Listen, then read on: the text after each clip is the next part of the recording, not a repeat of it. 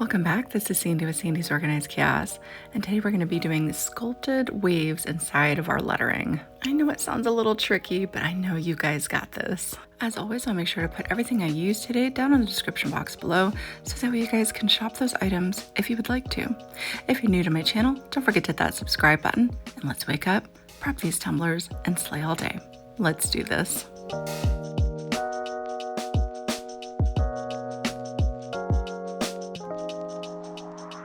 So we're going to be starting off with a super simple base. I just went ahead and prepped and primed my base, just a basic white, and I'm going to be using the epoxy method to apply my glitter. I have 5 milliliters of epoxy in my little cup there, and I'm going to go ahead and put all 5 mLs right onto this tumbler. I'm using 5 mLs because we are using a chunky glitter today, and the chunky glitter that I'm using is called Sally. And when applying my chunky glitter, I like to just do it by the pinchful. I just find it's better this way, so that way nothing kind of gets stacked on top of each other. That's just how I do it. But if you want to, you can just pick up the whole jar and sprinkle it on. You know, there's no right or wrong when it comes to making art. So my whole thought process for this particular base is I wanted it just to keep it clean and simple, but still kind of look like it could be sand. So I kind of thought back to my The Ocean is My Potion tumbler that I did, there we go, last Halloween. And I really like that silver that I did for the beach on that particular tumbler. So that's why we're sticking with this white background today. So as a filler to go in between my chunky glitter, I'm just going to be using Pinnacle. And of course, you can use these glitters from sscglitters.com or any glitter you already have on hand to do this process. Now that our super simple base is all done, I'm just going to go ahead and take my opposite hand, which still has my glove on it, and go ahead and push those glitters right back off the rim and give everything a little tap so that way it is cures. Whenever it cures, there we go, our glitters are nice and flat against the tumbler. And after that has cured, it is ready for its flood coating of epoxy over top of the raw glitter. Before I do that, I went ahead and sprayed it down with my 2x Ultra Clear there, just so that way this epoxy won't wick off of the glitter, because sometimes these metallic glitters want to wick that epoxy away. So I have 30 milliliters of epoxy in my little cup there, and I'm going to apply not quite all of it, but almost. So I'm going to go ahead and get that put onto my tumbler here. And I know you guys have noticed, if you're new to making tumblers, that when you put your first coating of epoxy over top of your raw glitter, that's when the most micro bubbles kind of form and come to the surface. So I'm going to show you guys just how simple it is to get rid of them if that happens to you. So here's a closer look. It looks all milky. You can't really see the glitter all that well. It's supposed to look a lot sharper than that. So let's get it onto our turner. And it's as simple as just taking a little kitchen torch. I know there's a lot of people out there that say the big ones work the best. This little one works just as well too, but look, you can see how those micro bubbles are completely disappearing as I'm quickly going over the surface with it. But it happens to everybody. Micro bubbles happen, but it's just as easy as just taking that torch and just quickly going over the surface, just like I am. You don't want to ever sit your torch still on that surface because you could scorch your epoxy. You don't want that. Just quick movements back and forth until all those bubbles are gone, which it shouldn't take too many turns to do that. And you also don't want to put too much heat on it as well, because that could cause fish eyes too. So just a couple rotations should do it, and then let that cure. And while that cures, we're going to go ahead and get our decals ready for the next step. So I wanted the lettering for the word saltwater to be nice and thick, because that's the whole concept. You'll be able to see the waves crashing inside the letters themselves. So I'm just going to stick with the tried and true, the college font. So I'm going to type out saltwater. I'm going to put in the college font there. But of course, if you guys have a font that's nice and thick that you can use, that's not the college font, then you don't have to use the college one, okay? I'm just sticking with this. That's what I know. So after I get my word typed out, I'm going to go ahead and go up to the top and unlock that, and I'm going to get that size to 6.5 in width to 2 inches in height. And after I get that applied, I'm going to go ahead and put an offset around it in 0.042. I went ahead and changed the coloring so you could see it a little bit better now. Now I'm going to go ahead and highlight everything all together, and I'm going to slice. And what you'll be left with in the black is what will be our template for the word saltwater.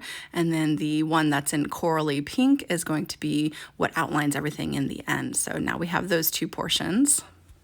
And for the rest of the wording, heals everything. So salt water heals everything. I went ahead and typed that out and I just put it in a pretty swirly font. I believe I used the same font for last week's tutorial as well. It looks nice together. Okay, so I just went ahead and brought that down to a little under 6.5. So I wanted it to completely pretty much cover the entire bottom of our wording here. And then I think the height was a little over 1. So it was like 1.04. And one more time, the black portion up there is going to be cut out in just a basic vinyl. It doesn't matter because that's going to be for our template. The outline that is in the coral is going to be cut out in a coral vinyl, and then the heels everything is going to be cut out in a basic black vinyl. So you just want to go ahead and get everything cut out and ready to go. Now our tumbler is nice and cured. Now if you need another coat of epoxy, go ahead and do that, but we want a pretty good smooth surface for ourselves for what we want to do next. So I'm going to go ahead and put the lid on. I don't need to line anything up. It just kind of helps me visualize to make sure that I'm putting my template on straight. So I'm just going to use that little lip there to my advantage to help me make sure it's straight. So we're going to start off with our template portion first, and instead of weeding the outside of where the lettering is, we want to weed the letters out of it completely. So you can actually stick these off to the side and save them for another project if you want to, but I'm just going to go ahead and pull them. And after your template is all weeded, you're just going to go ahead and take your transfer tape and get that nice and stuck down to your template. You're going to go ahead and remove the paper backing. And then you're just going to get that lined up nice and straight onto your tumbler, making sure you leave a little bit of a gap at the top and the bottom that is pretty much about the same. So it was about a 1/2 inch on the top and the bottom. Now, after you pull that transfer tape back off of your template here, we're going to go ahead and get some more painter's tape and we're going to block off around our template. So I'm going to block off around the top of the template, the bottom, and the sides. And I'm just going to make sure, or try to make sure, that my tape is as close to the wording as possible so that way I know everything is nice and covered, that I don't want to get paint on or anything like that. Now I wanted just the bottom of my lettering to have that ocean look while the top still looked exactly like the glitter underneath. So I'm going to go ahead and take a larger piece of tape. You could use 2 pieces of tape if you needed to, but I happen to have this 3-inch tape. I'm going to take a pencil and I'm going to just kind of mark where I want my wave to be, and we're just kind of forming a template for ourselves, you know, kind of a makeshift template out of painter's tape. So I'm going to go ahead and get this marked up how I want my wave to go. So I just want a nice fluid movement. There we go. Just kind of like an up and down motion. That's pretty much all I'm going to be doing here.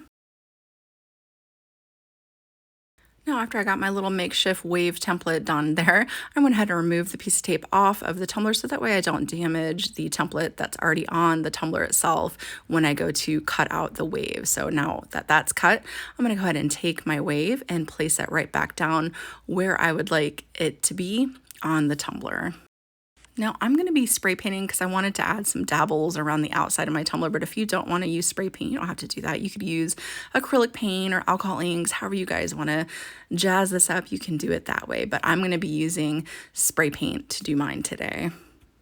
So the color I'm going to use today is called Lagoon, and I'm just going to go ahead and give that a couple spritzes of that blue until it's nicely filled in.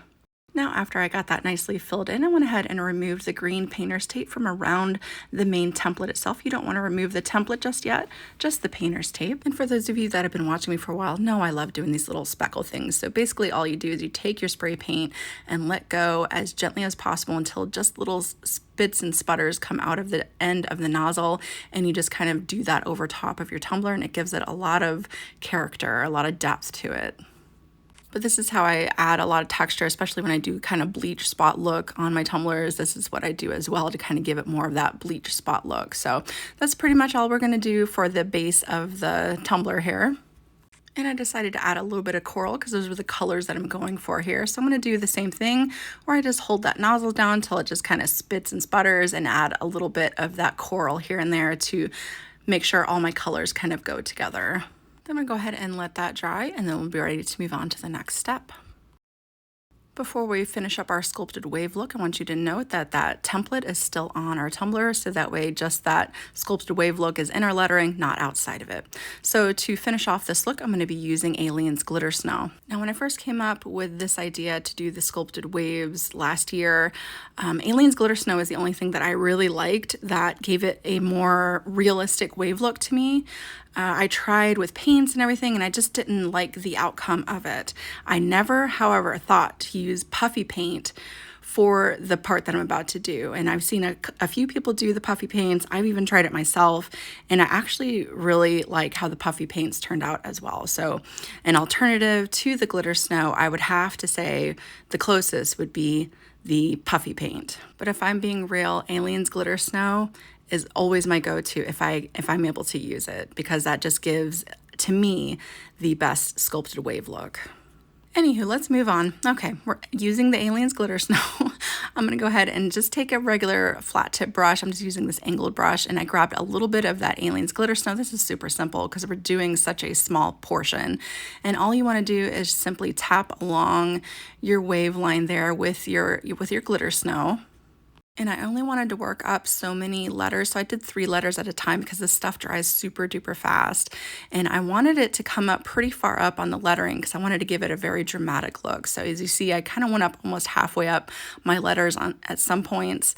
And then all I'm gonna do after I get that built up at the top is I'm just going to simply, very carefully, you don't wanna press your brush down into it too much, into the mixture too much, just very lightly drag down, straight down some of that glitter snow, giving it just more of that realistic wave look.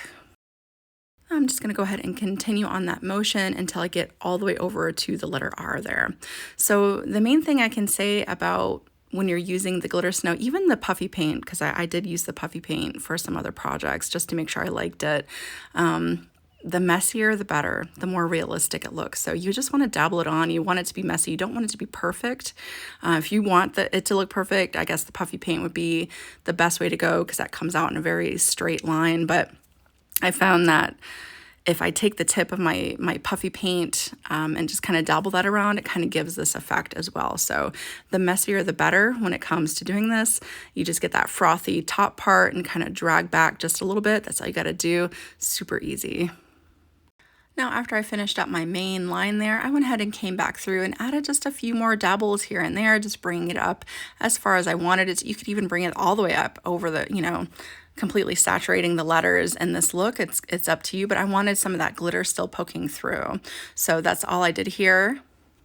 I went ahead and let that dry for a minute, and then is the time to go ahead and peel back our template. And I gotta say, this is the kind of weird part because you can't really see the top if you did it like I did. So it is a little weird seeing it this way because you're kind of like freaking out just a bit, but trust the process, okay? Just trust the process. Now, after you get that template completely peeled back, we are gonna go ahead and apply a coat of epoxy over top of this before we do up our finishing decals. Now I have about 20 milliliters of epoxy there, and I added a little bit of a glitter additive that is called Alfresco because I just wanted to give my waves just a little bit of a sparkly look to them. There's nothing wrong with a little extra sparkle. So I'm gonna go ahead and apply all 20 milliliters of epoxy over top of this, let that cure, and then we're ready to move on to the next step. Now, after it has cured, I'm gonna go ahead and give my rim a good sanding. I wanna make sure it's nice and smooth. I'm gonna go ahead and sand around the bottom as well, again, making sure it is nice and smooth. Now the waves have a little bit of a 3D feel to them, so I'm just gonna knock down any major points or anything off of it. Not a big deal, just give it a nice light sanding. And then I'm gonna go ahead and wipe it off with some rubbing alcohol to get off any little debris that might be on the surface. So now I have my coral outline here, my coral vinyl outline, and as you see how I weeded it, I made sure to take out the inside as well. Again, you could save the inside for something else if you'd like to, however you guys want to do it, but we just want the outline portion. So I'm going to go ahead and get my transfer tape applied.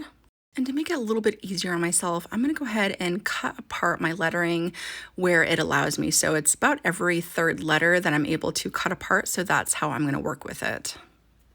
Now, sometimes it's just as simple as lining it up and laying it down and it's good to go. And sometimes it isn't. So I'm going to show you guys what I like to do to make sure it's as even as possible when I go to do these outlines. What I was pointing to there was the center of this particular decal. So I'm focusing on the bottom of that W there to line up where I want this outline to be. So that's all I'm going to focus on. I'm not going to focus on anything else. I'm going to focus right in the center of the bottom of that W. I'm going to line that up, and everything else should lay perfectly into place after that. I have to say also that it also helps that I'm working on a straight tumbler. If I was working on a curved surface, I would have to do it a little bit differently just to make sure everything's nice and even. But because, again, this is a straight-sided tumbler, it's as easy as it lining up just right in the center there.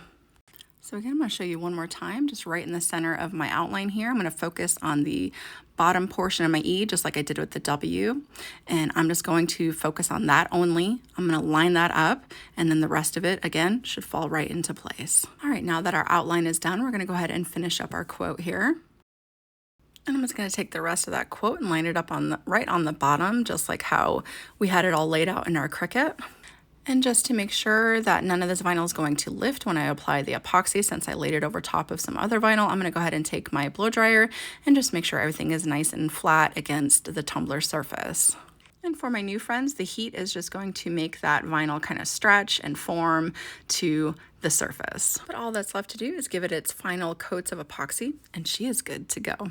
Whether you take this design and duplicate it as is, or you take it and let it inspire you to create something that is completely your own, I hope that you guys had a lot of fun watching this tutorial today.